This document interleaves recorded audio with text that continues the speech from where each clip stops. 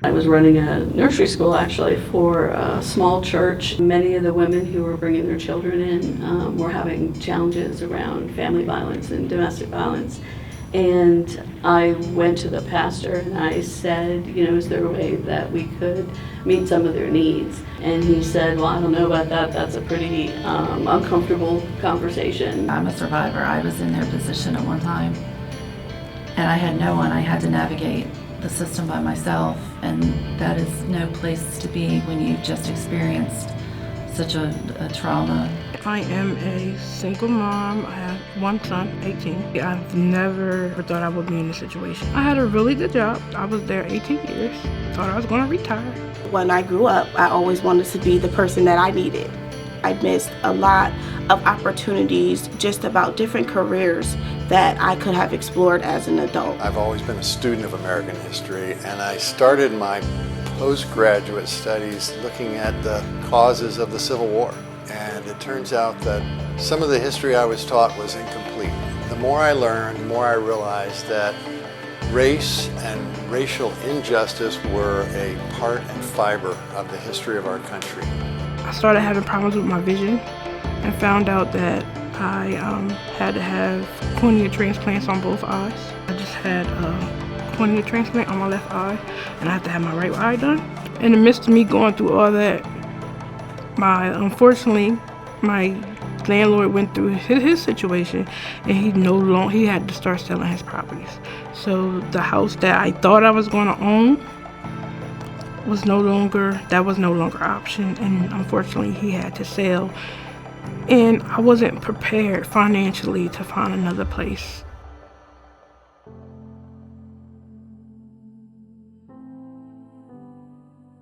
I came in on a walker. I just got out the hospital. I was in a dark place. I didn't know what was going to happen.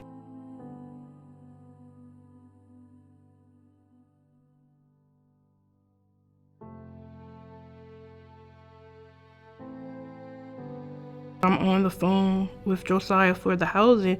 Ms. Worster is my case manager.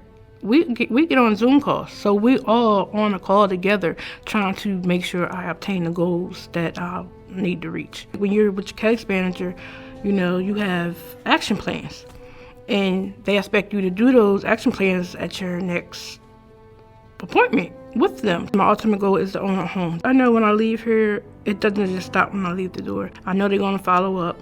I know if I need help, I know I can call them and they will give me the resources or put me on the right path.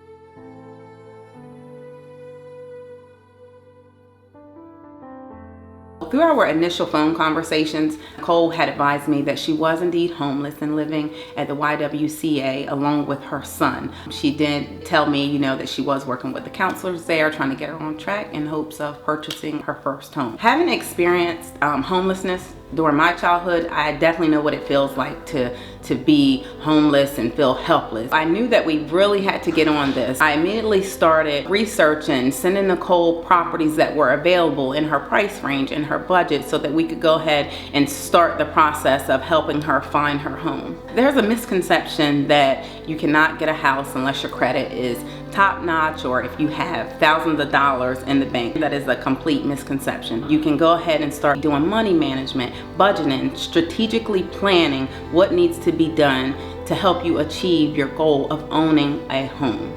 There are so many programs that will help you with the down payment, with your closing costs, with the first month's mortgage payments.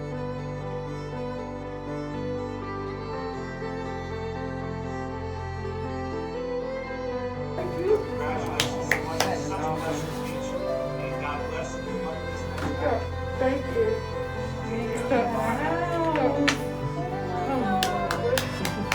Oh, you do that. I'm so proud of you, girl.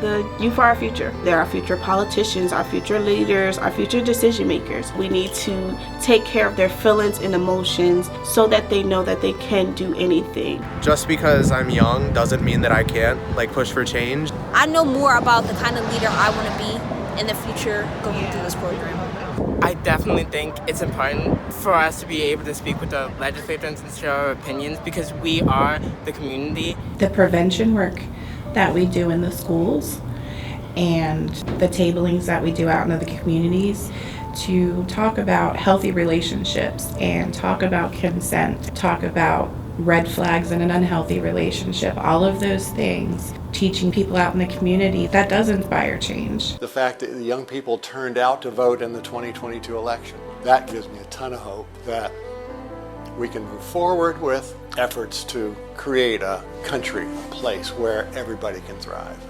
It's not easy work. We provide services to victims of domestic violence and sexual assault and human trafficking. I go to the police stations, the hospital, to court. We provide hotline assistance to victims that call in and need resources and support after they've experienced trauma.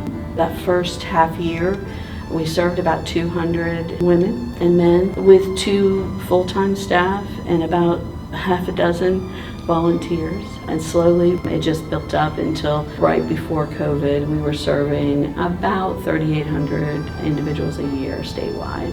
And then COVID increased our capacity even more. We added a couple more positions right before COVID, and suddenly I was reporting on grant numbers and realized that we had passed over serving 15,000.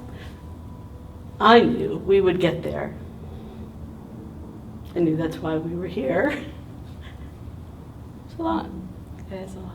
Yeah. And our fight against hate and bias is really a never-ending struggle. Self-awareness of awakening, and when it seems like things are getting better, it's time to work harder. The world is not over.